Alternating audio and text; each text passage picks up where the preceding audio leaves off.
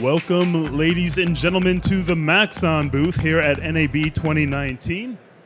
Big year for us here at Maxon. Redshift has joined the family officially today, so they're part of the family. We're nominated for Product of the Year as well. So everybody online as well as here, check out c4dlive.com. There's a link there. You can click to register. We're giving over $25,000 of prizes away. So that's your chance to win a number of different prizes from a number of different vendor partners. So we also won an Oscar this year. It's been a really big year for us, and that's thanks to all of what you guys are doing with MoGraph. And we won it for MoGraph specifically, so that was a big deal. So one of the new features that is out is volumes and volume modeling. And the gentleman to my left here has been a longtime presenter, a longtime friend in the world of medical animation and illustration, and just about everything else you want to visualize medically. Thomas Brown from Vessel Studios. Let's give him a big round of applause. Thank you. Awesome. Thanks, Matthias. Thanks, guys, so much. Thanks to Maxon for having me out. Really excited to be here. So my name is Thomas Brown. I'm a medical artist. Work at a company called Vessel Studios, where we make medical illustration, animation, interactivity, and VR for the pharmaceutical industry mostly. So when I first saw the new release of Cinema 4D R20 and the new volumes and fields, what came to mind immediately was some of my favorite medical art. Now this is by a scientist and artist by the name of R.V. Christic. And he's a histologist and studies this level of anatomy that's kind of between cells and organs. So this is the tissue layer level that's made out of cells. You can see that you can see the individual cells, but what we've got is these beautiful structures made from cells. And I've always loved these illustrations because of these interesting shapes. I think these are some of the most fascinating shapes really in science. And what Christic did was he took what we had seen sort of in the two-dimensional world and drew it in the three-dimensional world. And really showed that these structures are like 3D puzzle pieces that all sort of fit together perfectly. And I've always wanted to build things like this. My professor 15 years ago, the great Andrew Swift, showed me this book, and I've thought about building these ever since, but it just always felt too daunting, too time-consuming. So when I saw fields and volumes, I thought maybe there's this way to start developing a technique where you can create this sort of 3D interlocking puzzle piece sort of build methodology. And I'm going to show you guys two techniques that I've been working on to sort of introduce these concepts. The first technique is manipulating 3D noise using a shader field in the volume builder and volume mesher. And the second is subtracting out or hollowing out shapes using the different modes in the volume builder. All right, so we're just going to jump in, and we're going to go through a few builds and a few examples here. All right, so the first thing I want to show you guys is this model that's made out of 3 layers of 3D noise. And what's cool about this is how these 3D noises mesh perfectly together. You'll see that there's really no clipping between them. We've got a noise passing into another noise, passing into another 3D noise, and they kind of gradate between each other. They don't have like a hard edge where one stops and one begins. So this is sort of this beginning of figuring out how to work with these noises and make them do more than just generate this 3D noise, actually pushing them beyond that. So, and this would be maybe an example of, in the histological world or the microscopic world, something like skin, where you've got multiple layers of different types of tissues. And typically when we build something like this in 3D, we really simplify it and just do basic layers. But here, this is much more accurate to what it looks like in life. And we're able to start building something like this kind of in this really simple, elegant way. So I'm going to show you sort of a setup from scratch here. I'm going to turn off all these layers but this base one, and I'll take a look at this base layer. And you see we've got this 3D noise, and it starts sort of as a solid and then gradates as we go up to nothing. So we're going to build this one from scratch, and then I'll introduce the other layers and show you what we're doing there. So I'll just delete this guy, and we're going to go through the basic volume generator setup. I'm going to grab a volume builder, and this is what generates the voxels, and a volume mesher, and this is what creates the mesh for those voxels. And I'm going to put the builder in the mesher, and then I'm going to create, under fields, a shader field. And I could just link this shader field to the objects Dropbox in the volume builder, but to keep things a little bit cleaner, I'm going to drag it into the volume builder. And you'll see it loads it here. And we want to add a noise now to this volume shader. So I'll go to shader, noise, and immediately it'll update and create this 3D noise. Now, obviously, we need to do a few things to this to give it a bit more detail. So the first thing I'm going to do is just go to the noise itself and up the global scale to 25%, or 250%. And so we have a little bit more detail in the mesh itself. I'm going to set the voxel size down a bit lower, something like 4 centimeters. And then we get this really nice clean mesh. I'm going to put a material on it so we can see it a little bit better. Now I want to be able to manipulate where I position this cube. And there's a few ways to do that. But if we look in the volume builder and click on the shader field, you'll see we've got this override box matrix. So if I just move my volume mesher, it's going to move my mesh around. But I want the noise to stay stationary in world space while I move the mesh around. Let me show you what I mean. So when I move this around, it moves the actual noise with it. But I can link this to another object, and I can move that object around to position this 3D noise. So if I go back to my volume builder, shader field, I've got this override box matrix, and I've got a box created here already. And this is what I want to align this mesh to. So I'm just going to drag this cube into override box matrix, and it's going to snap it into place, into position up there. And now when I move this cube around, you'll see it moves my 3D mesh, but it keeps that noise in world space, which is what I want. That's going to allow me to combine these noises and have them register correctly.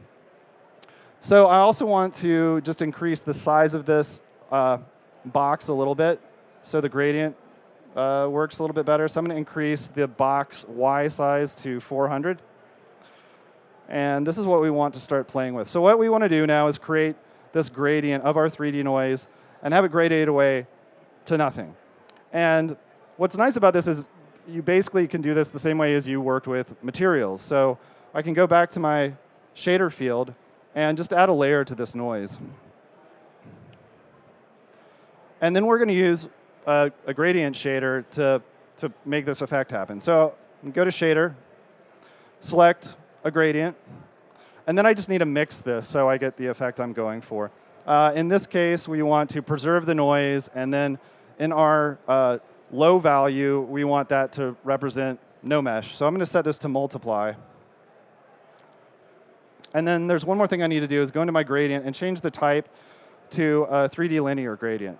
And you'll see it should immediately take effect here, except we're gradating along the x-axis, which we don't want. So let's zero that out. And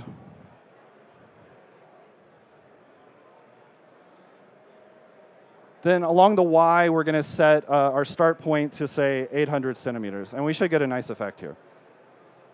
So I think this is sort of a nice way to see how we can begin manipulating these 3D noises, just simply using material settings that we're used to. And that's always something that's so nice about Cinema 4D, is how when they come out with these new functions, they mesh perfectly with things that we're familiar with. And there's always also more than one way to achieve a certain effect, because we all work differently.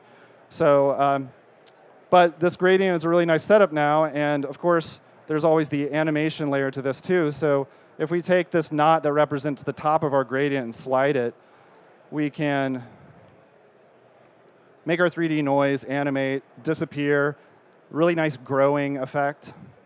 OK, so that's our base. Let me turn on this next layer of 3D noise, and let's take a look at it. So we've got the same idea here, but here we're gradating on the bottom and top of this section.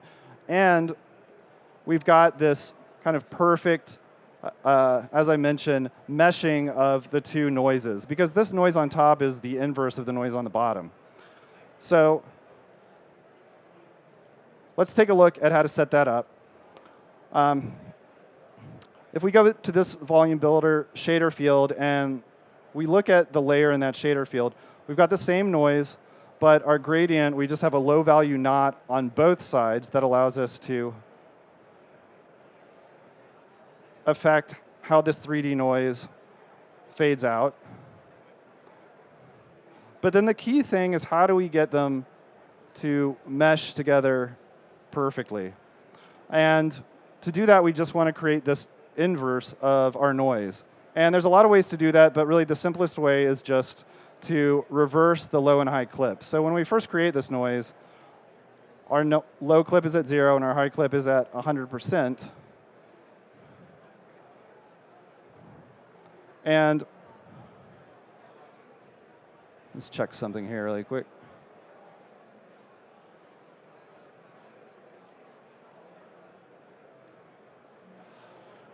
And so our noises overlap, which we don't want.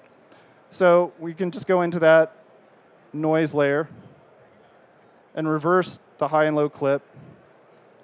And we get this really nice interlocking meshing of noises.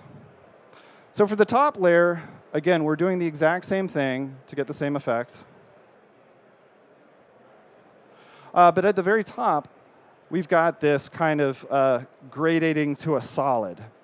And to do that, we just go into our layer and we add a second layer, second gradient, and we mix it a little bit differently. So we've got another linear gradient here, but this time we've just set it to add. So instead of our mesh dissolving away, we're making that mesh form a solid. And I can go into that gradient and slide this knot around so you can kind of see the effect we get here. Can bring this up high to reveal that 3D noise, or bring it back down to create that really nice flat surface. But what I really like to do here is make this 3D noise actually morph into a totally different 3D noise. I think that's a really cool effect, and it gives you, again, a lot of control of how you work with these 3D noises and start modeling with them. So how do we do that? Let me do a couple things here really quick. I want to make this overall 3D noise shape a little bit higher. So I'm going to set the height of this to, say, 900. And this gives me some nice space to work with to make this noise turn into a second noise. And then what I'm going to do is go to my shader field, into my layer, and I'm going to add another noise. And then this gradient that I was using to create sort of this solid surface on top, I'm going to change that to a layer mask. So that way it's just going to reveal our second noise using this gradient. And you can see it taking effect here. I can go into this gradient and maybe dial this back a little bit so we see a little bit more of our 3D noise on top. But I really want more detail. I want to take this to a little bit more interesting level. So I'm going to do a few things here. I'm going to set my voxel size first a little bit lower so we can see a little bit more detail. And then let's change the actual noise that we're gradating into on the top here. So we've just got this basic noise now. I'm going to go in and change this to, say, hamma, and set the, so this is obviously not what we're going for. There's a few things we want to do here. First, we want to adjust the global scale up a bit. I'm going to take it up all the way to 600%. And then I think we want the inverse of this to really get the interesting sort of interwoven look of this noise. So we know how to do that. We're going to switch the low clip and the high clip. But when we do this, if you look at our shader, it's really kind of blown out in the high value. So what I want to do is take the low clip and dial that way back to like 3 or 4 or 5, something like that. It should look good. And then we start to get this cool noise pattern. I'm going to take the octaves also down to maybe 2, so we remove some of the smaller little gaps and just sort of get these big holes. Let's see how that looks. All right, so there you can see we get this really nice, clean gradient from one noise to another, and really a pretty interesting structure, an interesting build, really quick to set up, obviously very easy to manipulate. You know, a client comes back and has changes. This whole thing is sort of parametrically generated. Nothing is you know, points that we're pushing around. So something really easy to work with. All right, so we're going to move on to another build. And this is a little bit simpler, but it's based off the same concept.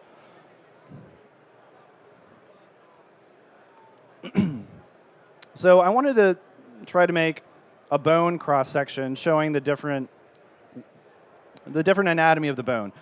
And in bone, we have the outer layer of the bone, which is the compact bone, and then the inner layer of the bone, which is the spongy bone, which sort of looks like a 3D noise. And medical animators, for a while, we've used plugins to kind of get this similar look. But to be able to get something quick like this that you can work with the shape, and really what I wanted was to be able to create a cross-section and have the spongy bone and the compact bone merge together seamlessly. So we're going to build this guy from scratch. And also you can see we've got this gradient that's in our material that's kind of defining the color as well. And we're going to use that gradient also for the actual build. So I'm going to delete our shader fields. We're going to keep our volume builder mesher set up. And I'll create a new shader field, and we'll start from scratch here, just so you can see how we set this up again. I'll drop this in the volume builder, and I'll add a noise. And then a few things we need to do here first to get this set up. We'll go to our box size, and we're going to increase this a bit. We'll do 200 centimeters by 400 centimeters by 200 centimeters. So that's a good size to start out with. Did we not get that last one? 2,000 centimeters. There we go. And then let's adjust some of our noise settings. Let's do 200, or just a little bit bigger, maybe 140 global scale. And then because bone, the spongy bone, or the trabeculae within inside of the bone, actually have sort of a directional element to them.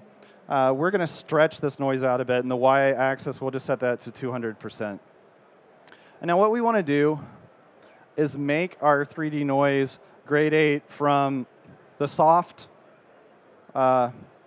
spongy bone to a solid here. And we're going to use the gradient we have here in the material to do that. So I'm going to go to the color, and I'm going to copy this gradient, and go to our shader field. Again, create a layer.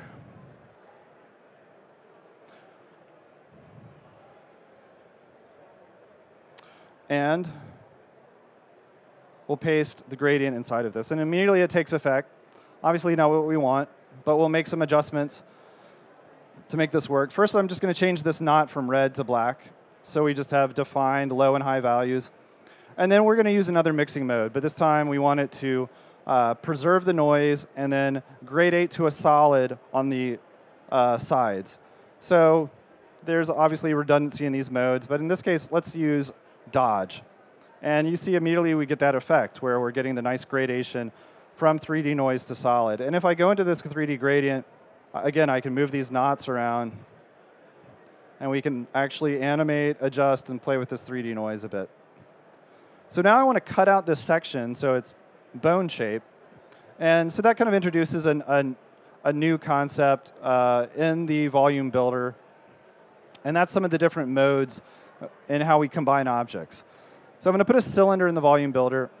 Now we know this box is 200 centimeters wide, so I'm going to make the cylinder radius about half of that. We'll do 98 centimeters, and make this high so it pops out at the top here.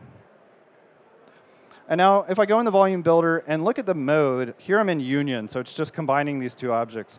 But I can change that to intersect, and it'll cut out the box based on the shape of the cylinder. And so now I get this kind of cool, nice, clean bone shape. But I want to show the cross-section of it. So we can use the volume builder to do basically a bool operation. And I can create a cube,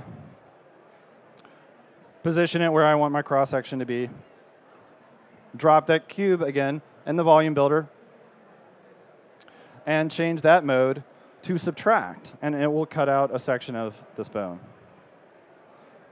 Now, this is pretty cool. I like this look, but I'd like to actually modify it a little bit more so that I'm cutting out a cross-section of the bone, but I'm keeping the noise three-dimensional.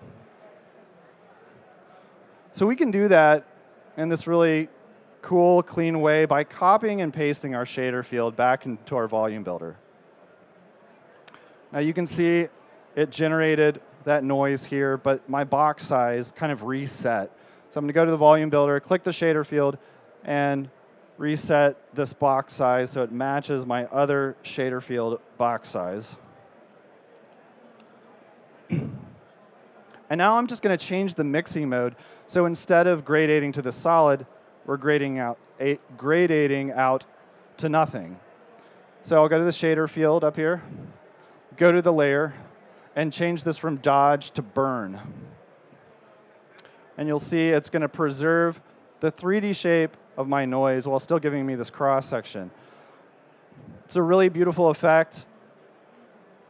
I can change the size of the box that's creating the cross-section, animate that, move it. And I love how robust the volume builder is. It's to be able to see these meshes and work with them like this in the viewport is really exciting. So again, incredibly simple setup, just a few objects here, very easy to manipulate. Okay, we're going to go on to another file. So what do we want to do now? I want to talk about this idea of hollowing out these shapes that we create. And this is a way to get this sort of second level of detail. And this is how you kind of start creating these 3D puzzle pieces that look very organic. And again, I want to emphasize, I'm a medical artist, and a lot of these techniques certainly would appeal to medical artists, but I think these are all just great build techniques for anybody in the 3D field. So this was really exciting to me when I first set this up. I wasn't sure what to expect. We're going to build this from scratch. So you can kind of see what I'm talking about as far as hollowing out a shape and why that's important, why that's interesting in the first place. All right, so I'm going to delete these guys. We'll go through the basic setup again. Volume builder, volume mesher, and create a shader field.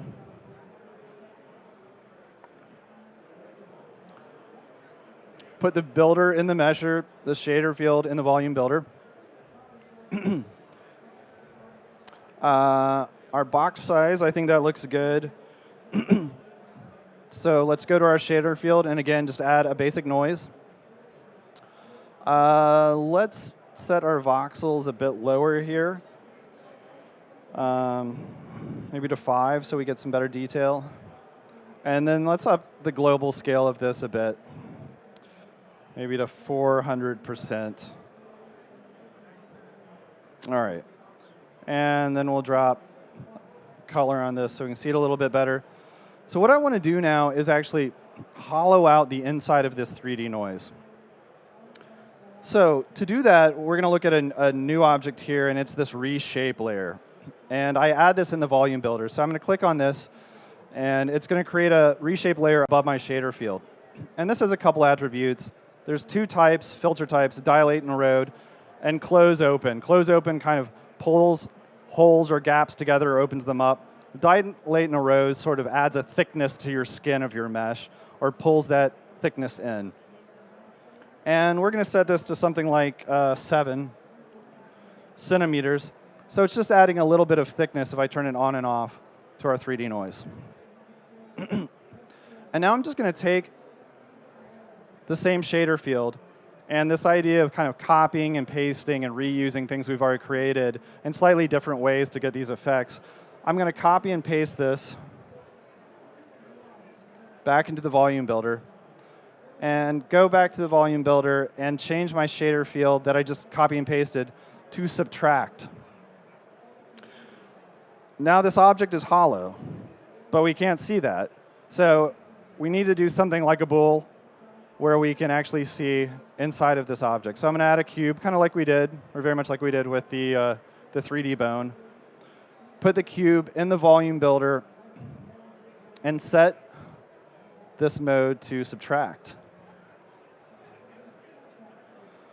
And something's a little off here, and this is something that I have to remind myself constantly. This shader field that we copied and pasted does not have the same box size as this first one does. 200, the shader field's 100 centimeters squared, or cubed. So let's change that to 200. And then you'll see this take effect. I'll turn that cube back off just so you see where we started. So this shape is hollow. And we add our subtracted cube. And now you can see inside of this noise. And we actually have added this skin and this inner surface to our 3D noise. So the first time I saw this, really, I was kind of amazed at how organic, how sciencey this really looked. It kind of brings to mind a vessel or some type of lobule or gland or something like that. These are shapes that really appeal to medical artists, but really, really difficult to model or come up with, just by doing a standard build. So this was really exciting to see. And again, we can move this cube around.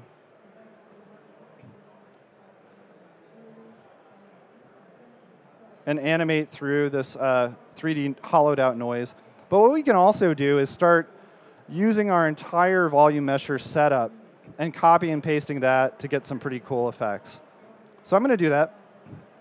I'm going to turn off the cube, and I'm going to delete the top shader field. So we just have this bottom one. I'm going to put a different material on this. And if I go in the volume builder, remember we have this reshape layer. I'm going to bring this down to like -2. And then you'll see how we've got the exact same structure, but now it's fitting perfectly inside of our hollowed out 3D noise. So we're just sort of adding these levels of detail and complexity. And I can turn this cube back on now and kind of create a second bool here. Maybe pull this out a bit. Or I could change the mode of that cube to maybe intersect, and then change the shape of the cube. So now all that's showing up is inside the cube. Maybe move this down and create sort of like 2 different angles of cross-section. So again, this is something that would have taken a day to build before volumes, but now really simple to set up. And you can see very simple setup and very few objects. And again, this is kind of a drop in the bucket. If you played with this for a day, obviously you can start getting something that might look pretty close to some of those Christic illustrations. So I'm going to show you another variation of this sort of hollowing out of a structure. We're not going to totally build it, but I'm going to kind of break it down so you can see another way to set something like this up. And this is kind of combining both techniques that I've shown. So let's take a look at this file and what's going on here. We've got this sort of sphere lobule-looking structure, and it's got a cross-section in it, and we can see the hollow sort of intricate inner structure in it. And it's embedded in this sort of membrane that's the same shape as the inner structure, but that membrane kind of morphs perfectly into this beautiful 3D noise structure. And there's really not a lot to this. And there's some things here that I think are really interesting that relate to ways we've been working in Cinema 4D for years. So let me turn off the top structure here, and we'll just look at the bottom one.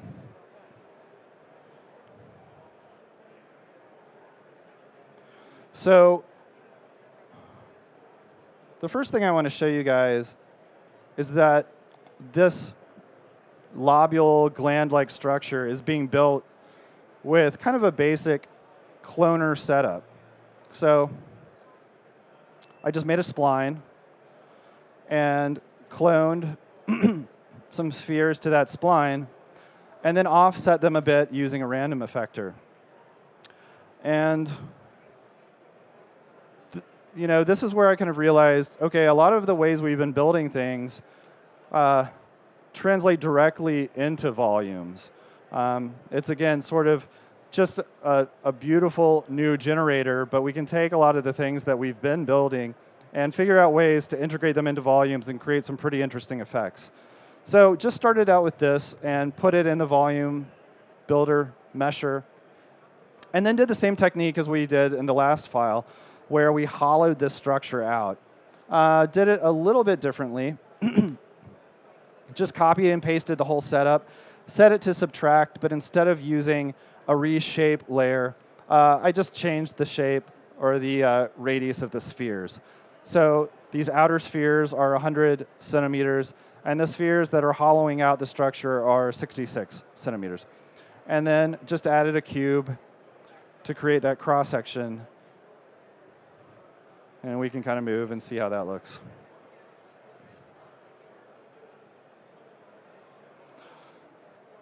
And then to create this next level, again, we copy and pasted the whole thing, but here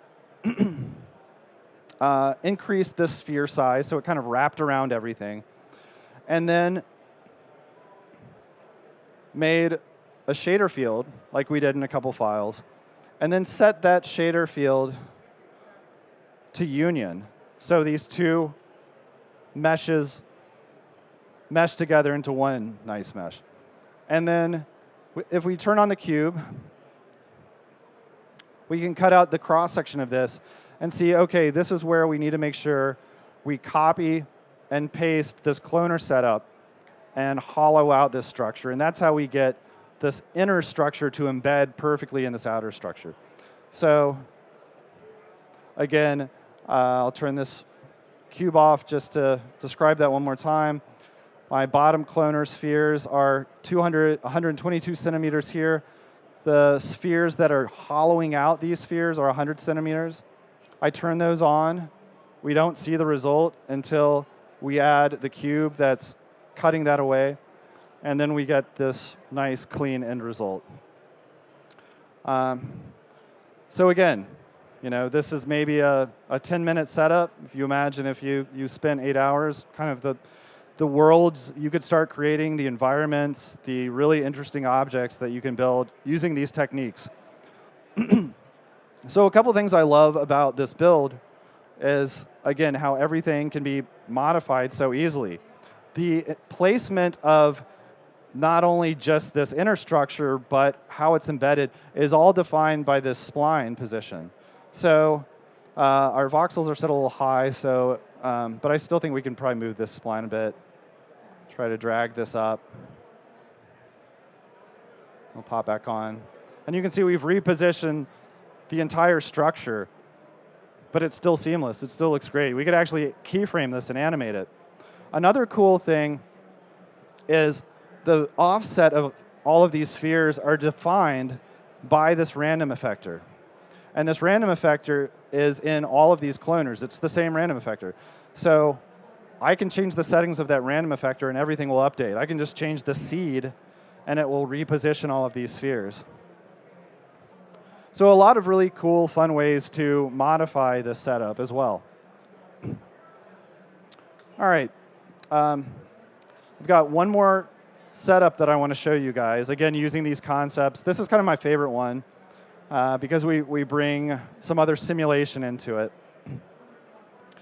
And again, all of these files, I was just searching. I was just trying to, I was looking at these images and playing with volumes and testing out different things and just really enjoying the surprises and the happy accidents and things that kept happening that kind of started getting me closer to understanding the capabilities of volumes and fields.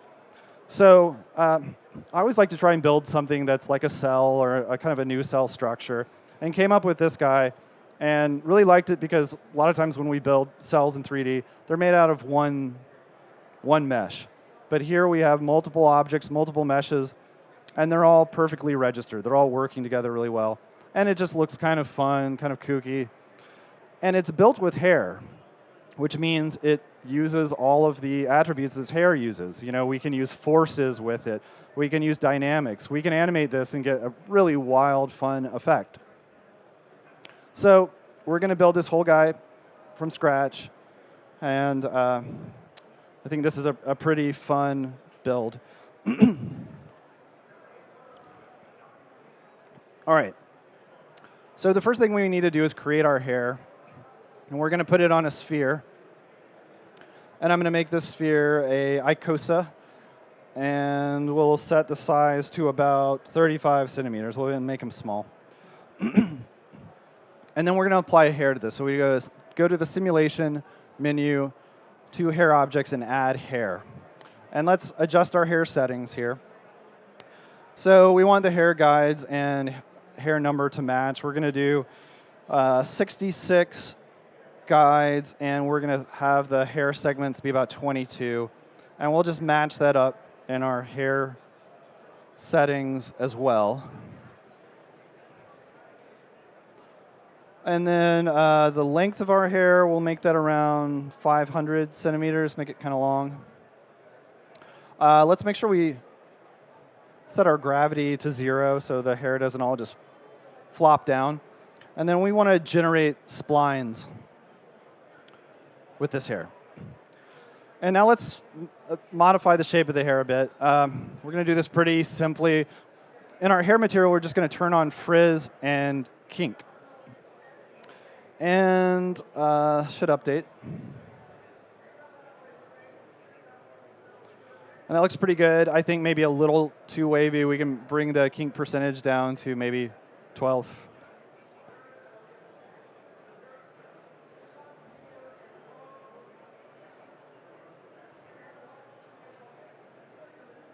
Yep, looks good. Okay, so this is our sort of framework that we're going to build our cell guy out of. So now I'm going to do our standard setup again. Grab a volume builder and volume mesher. We're not doing any 3D noises here, so we don't need the shader field. Put the builder in the mesher, and then I put the hair object, or the hair generator, in the volume builder. And immediately, it creates a mesh based on our splines. So we get this really cool, fun, creature-looking thing. Let's put a material on this so we can see this a little bit better. And now we're just going to go through this idea of copying and pasting our mesher build and modifying it to get this extra level of complexity and these structures that all sort of register together perfectly. So I'm just going to copy this whole thing, my volume mesher builder hair. Oops. And let's put a different color on this so we can see what we're doing.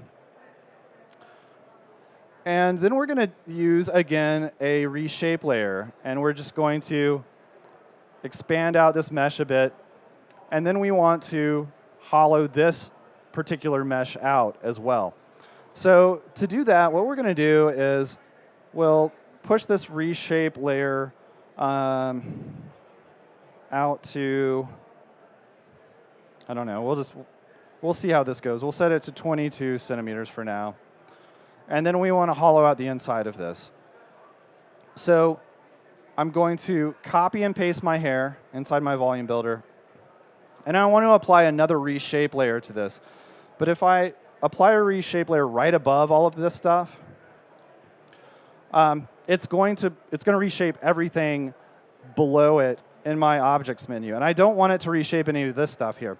So it's nice that they've given us a little folder here. And I can create a folder, and I can drop these objects in this folder. And just what's in the folder will be affected.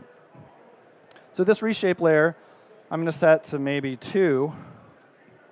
And then all you guys know what to do now. We just need to subtract this shape.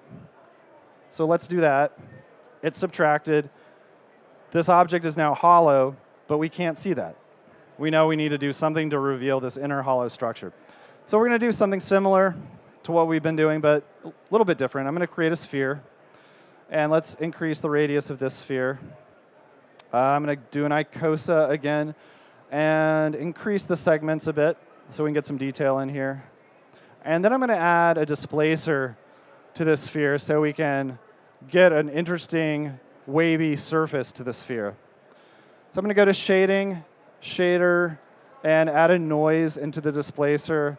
And we're going to make the global scale of this pretty big, something like 2200-ish.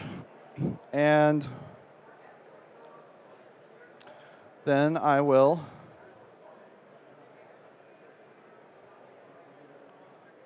increase the height of this displacement so we get kind of an uncool, strange-shaped sphere. And then I'm going to use this to subtract or to lop off the ends of these tendrils. So I'm going to drop this sphere into the volume builder. And instead of subtracting, the mode we're going to use is intersect. And what it's going to do is just keep what's inside of the sphere while not seeing the sphere at all. So I'll set this to intersect, and it'll lop off the ends of these tendrils. And you'll see where we hollowed them out and how they're nicely wrapping around these inner tendrils. And they're a little shorter, so we've got this nice sort of offset. And again, this was one of those things I didn't know where it was going when I built it. And as soon as I intersected that sphere, it was this aha moment of something I'd never seen before that I thought was really cool. So let's do this one more time. Let's do this copy paste and add one more sort of outer structure to this little cell, simple organism creature thing that we're building. And so we copied and pasted, and I'm going to add another material here so we can see what we're doing. And we've kind of got everything set up, so we're just going to tweak some of our settings now.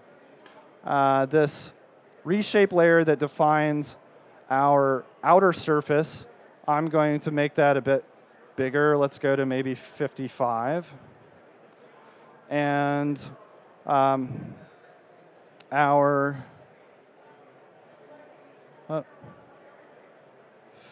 55. There we go. And for our inner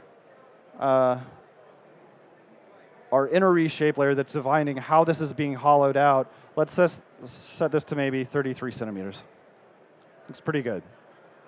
So already a pretty cool effect. Now we've got these three layers all working together. I'm going to take this sphere on this volume setup and just decrease the radius of it a little bit more. We can just do this right in the viewport. And then I'm going to bring this hollow edge in so it lines up with this blue mesh a little bit more. So we'll go back to this reshape layer and bring this a little bit lower, maybe to 25. Let's see how that looks. Pretty good. OK, so the last thing I want to do to this guy is smooth out this inner layer a little bit. And they give us a really nice way to do that. Along with our reshape layer, we have a smooth layer as well, and I'll just apply that. And we've got a few modes here in the smooth layer. Gaussian. Let's try median. I'll make it a little bit better, but still gooey. And it's almost like we've got this sort of parasitic thing that's wrapped around this cell or something like that. But again, all registered, all fits together perfectly, all really easy to set up, and all really easy to modify. And again, we built this with hair, which means if you guys are used to using hair, you know all the cool things we can do with dynamics and forces with hair. So we could go in to our simulation menu and grab any of these guys, just a turbulence, and we'll up the strength here quite a bit, up the scale a little bit. And I'm going to turn off the meshers before we click play here.